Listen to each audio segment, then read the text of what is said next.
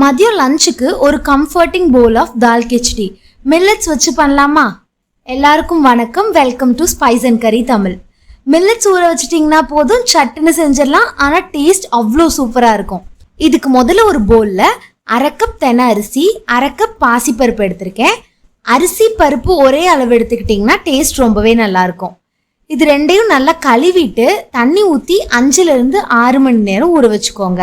இப்போ ஒரு குக்கரில் 1 டேபிள் ஸ்பூன் நெய் சேர்த்து உருகுனதும் 1 டீஸ்பூன் சீரகம், 1/2 டீஸ்பூன் பெருங்காயத்தூள், காரத்துக்காக 2 பச்சை மிளகாய் சேர்த்துருக்கேன், 1 கொத்து கருவேப்பிலை சேர்த்து கலந்து விடுங்க.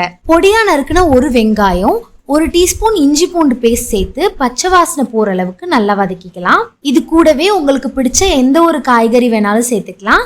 நான் இன்னைக்கு பொடியா நறுக்குன 1 கேரட், 5லிருந்து 6 பீன்ஸ், கொஞ்சமாக காலிஃப்ளவர், பாதி கேப்சிகம், 1 தக்காளி சேர்த்துருக்கேன். காய் எல்லாத்தையும் மீடியம் ஃப்ளேமில் ஒரு 2 நிமிஷம் நல்லா வதக்கிக்கலாம். இது கூடவே ஊற வச்ச அரிசி பருப்பு சேர்த்துக்கலாம். 1/2 டீஸ்பூன் மஞ்சத்தூள், 1 டீஸ்பூன் மிளகாத்தூள், 1/2 டீஸ்பூன் சீரகத்தூள், 1 டீஸ்பூன் மல்லித்தூள், உப்பு சேர்த்து நல்லா கலந்து விடுங்க.